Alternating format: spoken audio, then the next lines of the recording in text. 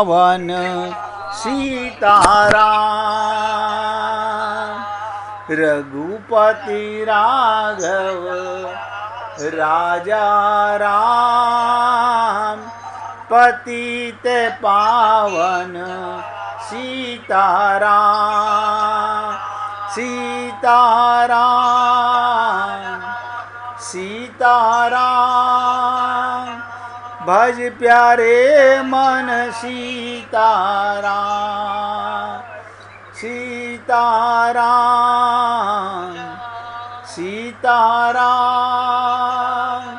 भज प्यारे मन सीताराम।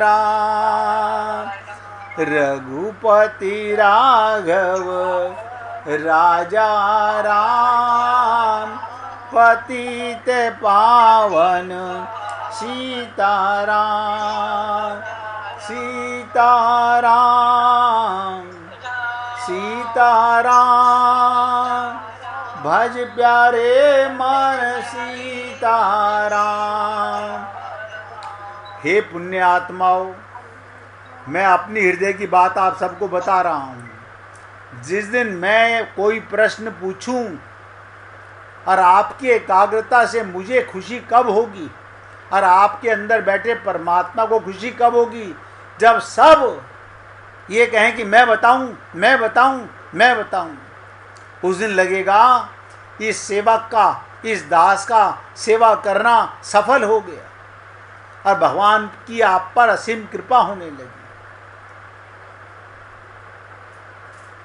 तो काकभुसुंडी जी आगे वो बात बताने जा रहे हैं कि जिसके लिए आप और हम लोग जितने देखे, बाई जी ने अभी बताया था, जो कुछ बाई जी ने सुना जाना, पहले भी कई बार सुना चुका हूँ ये दृष्टांत में।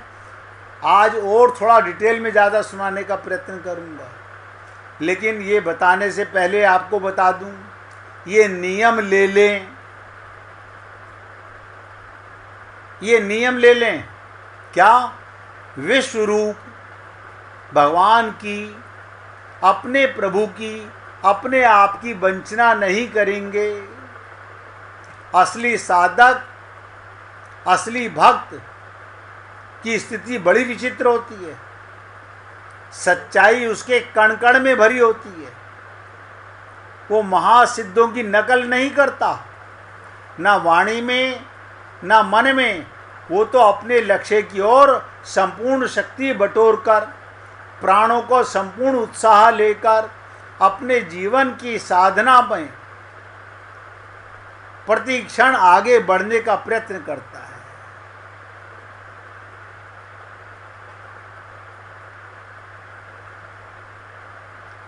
दूसरे का गुण दोष देखकर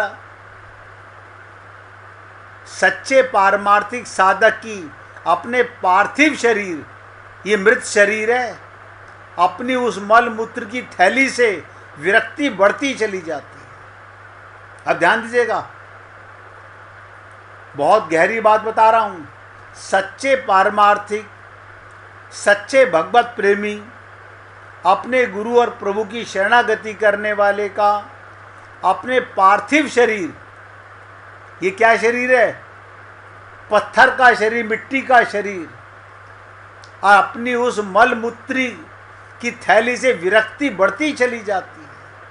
क्योंकि असली साधक, परमार्थ साधक को चाहे वो ज्ञान की साधना करता हो, भक्ति की साधना करता हो, दोनों स्थितियों में ये दिखने लगता है ये पार्थिव देह, ये मरने वाला शरीर, ये मल मूत्र का थैला मैं नहीं हूँ। आप ताज्जुब करेंगे जिस दिन आपको ये एहसास हो गया ये कल का मरता आज मर जाए। क्यों? मुझे आत्मज्ञान हो गया, मुझे अपने गुरु पर विश्वास हो गया, इस देह में हरि मिलत हैं और अब देह से मेरा प्यार खत्म हो गया। देह से खत्म सबसे पहले होना चाहिए। नोट करना इस बात को।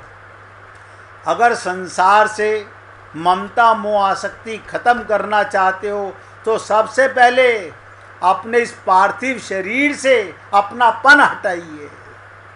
और हम सारा दिन हाय हाय हाय अपने को शरीर मान के कोई भगवत प्राप्ति नहीं कर सकते। पार्थिव शरीर से कम या अधिक मात्रा में विरक्ति होने ही लगेगी। ऐसा इसलिए होता है, सभी संप्रदाय के, ध्यान दो, सभी संप्रदाय के सभी गुरु संकेत करते हैं एक ही सत्य की ओर, एक ही भगवान की ओर। सभी साधनाएं अगर शास्त्र सम्मत हों अथवा किसी भी महासिद्ध के द्वारा परिचालित हों, संत से परिचालित हुई तो वो आपको पहुंचा देंगी एक ही भगवान के पास। और भगवान की दिशा में सच्चाई के साथ चलने का पहला कदम बढ़ाते ही सत्य की वो किरण हम पर पड़ने लगेगी। आपके अंदर ही परमात्मा बैठा हुआ है। आप अपने को सत्य आत्मा नहीं मानते, सत्य शरीर मानते हो। मतलब मरने वाले शरीर को, पार्थिव शरीर को, टेम्परेरी शरीर को मैं मानते हो।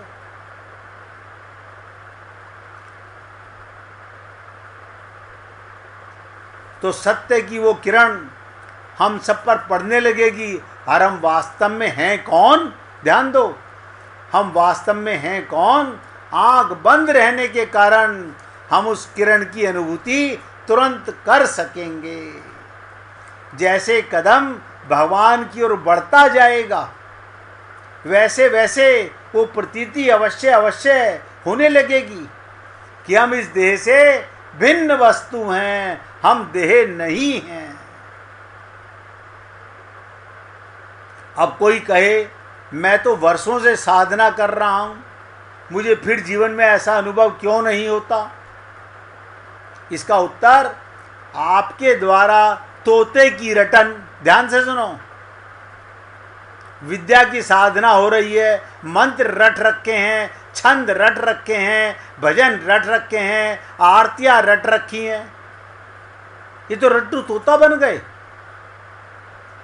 तोते की रटन, विद्या की साधना हो रही है, लेकिन घबराइए मत, तर्क मत कीजिए। इस रटंत विद्या की साधना करते चले जाइए, लकीर ही पीटते चले जाइए। एक न एक दिन ये रटंत विद्या की साधना भी, परमार्थ की लकीर पीटने की साधना भी सच्ची होकर रहेगी। ये भी मगर कब? जब आपको आत्मज्ञान की ओर इस शरीर से हटकर प्रेरणा करेंगे। और हम, ध्यान दीजिएगा, अत्यधिक शीघ्रता से कृतार्थ हो जाएंगे। बस समझ लीजिएगा, आपका आगे बढ़ने का मार्ग बता रहा हूं। जिस दिन आपको मल मूत्र के थैले से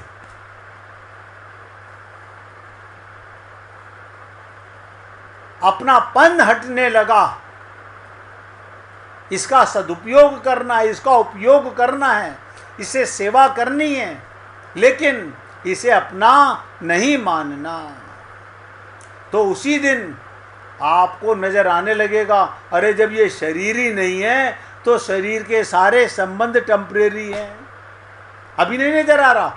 अभी तो पिता परमानेंट है, माता परमानेंट है, पति परमानेंट है, आपका शरीर टेम्परेरी, ये सब परमानेंट है।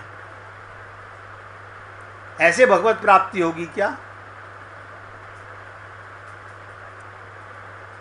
जो व्यक्ति अपने गुरु और भगवान के चरणों का आश्रय करके भगवान का हो जाता है, गुरु का हो जाता है, वो कभी गिरते नहीं। क्योंकि भगवान का वादा है, जो मेरी शरण में आएगा मैं उसके पाप पुण्य सब फाइलें जला के राख कर दूंगा। और भगवान कहते हैं मैं वादा करता हूं, मेरी शरणागति आने वाले का कल्याण 100% होकर रहेगा। और भक्त की पहचान क्या? वो किसी प्रकार के भी, ध्यान से सुनिएगा, भक्त की सबसे बड़ी पहचान क्या?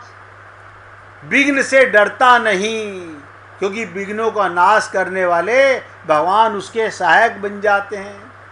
विघ्नों का सेनापति भी आ जाए तो भी वो विचलित नहीं होता।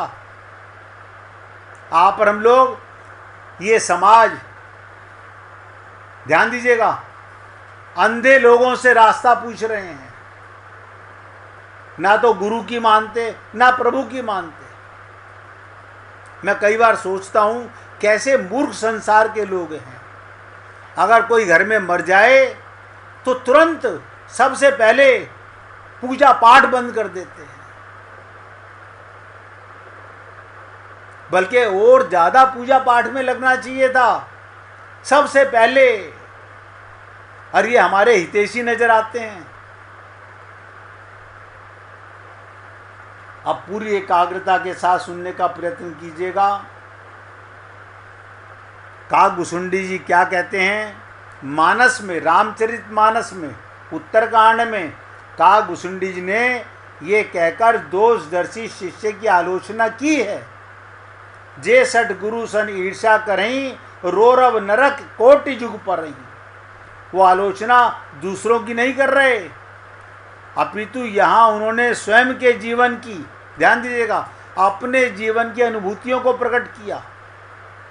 किसी दूसरे का दोष देखना वो तो परदोष हो गया, अपने दोष बताएंगे। अब आप ध्यान से सुनिएगा, ऐसा व्यक्ति संसार में बहुत मुश्किल से मिलेगा जो अपने दोषों को बताना चाहे। मानस रोगों के वर्णन का तात्पर्य कि जैसे डॉक्टर या वैद्य के विषय में, ध्यान दीजिएगा, डॉक्टर या वैद्य के विषय में आपको विश्वास तब होता है जब आप सुनते हैं ये डॉक्टर या वैद्य बहुत अच्छे हैं।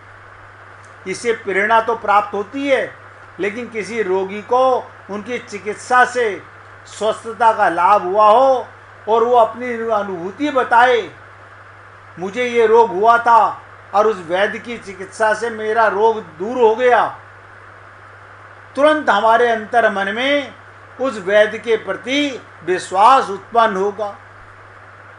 ऐसे ही जिस समय आपका अंतःकरण शुद्ध होगा, आपको आत्मज्ञान होगा, तभी आप किसी दूसरे को बता सकते हो कि मेरा इलाज कहाँ हुआ, मेरा रोग कहाँ मिटा, कौन से डॉक्टर के पास, कौन से गुरु के पास मेरे मन की मलिनता मर गई।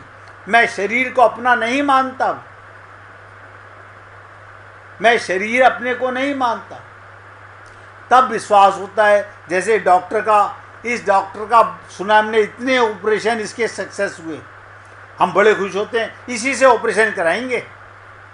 ये डॉक्टर, इतने लोगों ने इसकी तारीफ की है। ऐसे ही अब बताओ, शिष्य कौन तारीफ करेगा? जिसके मन के रोग दूर होंगे। अब रोगों का पता ही नहीं हमारे को, हमें रोगों का पता ही नहीं। हम तो समझते हैं वह गुरुजी मिल गए तो भगवान मिल जाएंगे। अरे गुरु तो वैद्य के बराबर है, वो तुम्हारे मन के रोग तुम्हें बता रहा है, तुम्हें समझ आ जाएंगे, तुम निरोगी हो जाओगे, तभी तो किसी को बताओगे कि मुझे आत्मज्ञान हो गया।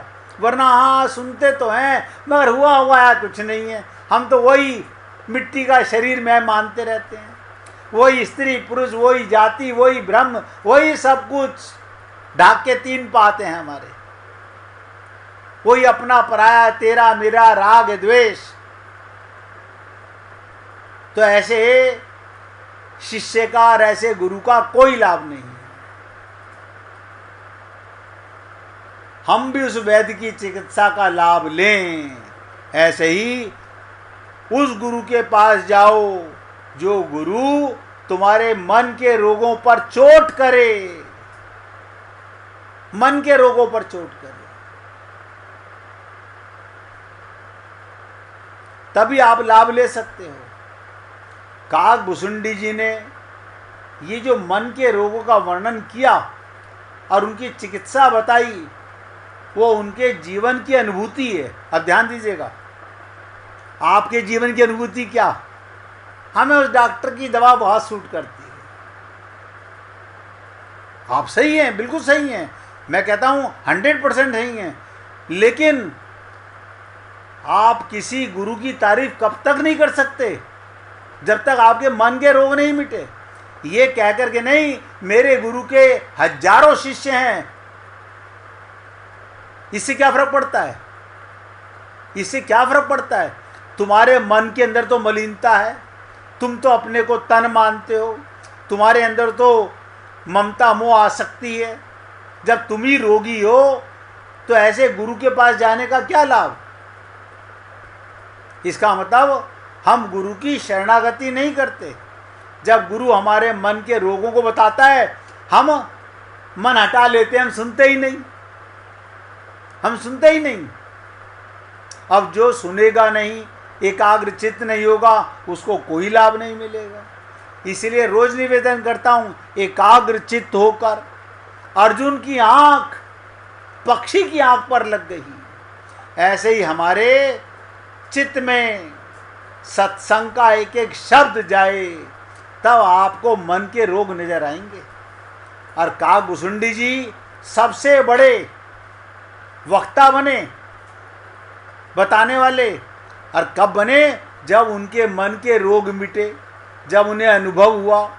देखो, जब तक तुम्हारे शरीर के रोग नहीं मिटते, किसी डॉक्टर से आप किसी को रिकमेंड नहीं करोगे। और आप और हम लोग ऐसे ही, मैं फिर निवेदन कर रहा हूं, जब तक आपके मन में रोग हैं तो दोनों कारण है, या तो गुरु काबिल नहीं है, गुरु गूंगा गुरु बावरा, गुरु के रहिए ठाएं। आप नहीं समझ सकते गुरु की बातों को। जिस दिन आपका तन से अपनापन समाप्त होने लगे, ये मिट्टी का थैला, ये मल मूत्र का भांड आपको नजर आने लगे, इस देह में हरि मिलत हैं, इस देह को आया तो गुरु के पास आया। अगर देह नहीं मिलता तो मैं कुत्ता गधा बिल्ली बन करके गुरु के पास नहीं जा सकता था। ये उपयोगिता थी। असली रोग तो मन में है, जहां से भगवत प्राप्ति की शुरुआत होती है। तो कागभूषुंडी ने जो मन के रोगों का वर्णन किया, उनकी चिकित्सा बताई, वो उनके अपने जीवन की अनुभूति है। वही बता सकता है जिसने अनुभव किया हो, जिसे भगवत प्राप्ति की अनुभूति हो गई, जिसे मन के रोगों का पता चल गया, आत्मज्ञान हो गया। वो हजारों में कह सकता है, राम मरे तो मैं मरूं, वरना मरे बलाए, मैं कभी नहीं मर सकता। और आप और हम लोग तो हाय हाय हाय हाय इस मिट्टी के शरीर के लिए करते रहते हैं।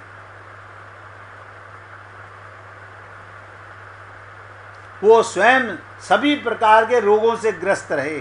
ध्यान दीजिएगा, ऐसे डॉक्टर का इलाज बताने जा रहा हूं जो सारे रोगों से ग्रस्त था। जैसे आप और हम सब लोग ममता मोह आसक्ति, राग द्वेष, तेरा मेरा, अपना पराया, शरीर मानने वाले, माया को अपना मानने वाले, हम सब महारोगी हैं। लेकिन हमें शिक्षा देने वाला वो प्रसंग किसका सुनाया जा रहा है? उसका, जिसने अपने सब रोगों को मिटाया हो। रामायण की दृष्टि से तो वो सबसे बड़े मनोरोगी रहे। देखिएगा, रामायण की दृष्टि से कागभूषुंडी से बड़ा मनोरोगी कोई नहीं।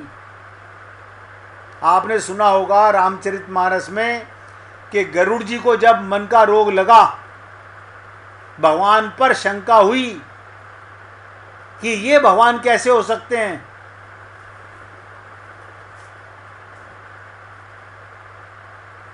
ये खुद अपने आप से मुक्त नहीं हो पा रहे,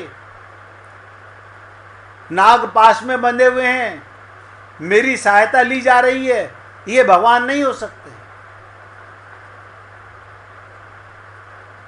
तब वो सबसे पहले नारद जी के पास फिर ब्रह्मा जी के पास, फिर शंकर भगवान के पास, फिर काकभुसुंडी के पास गए। क्यों? उन्होंने कहा मनोरोगी सबसे बड़ा डॉक्टर काकभुसुंडी है। अब बताइए, पक्षियों का राजा गरुड़, ध्यान दीजिएगा, पक्षियों का राजा गरुड़ और पक्षियों में सबसे निकृष्ट कौवा, उसके पास जा रहे हैं ज्ञान लेने के लिए। और आप और हम लोग पहले ये देखते हैं कौन सा संप्रदाय ऊंचा है, कौन से गुरु के लाखों शिष्य हैं।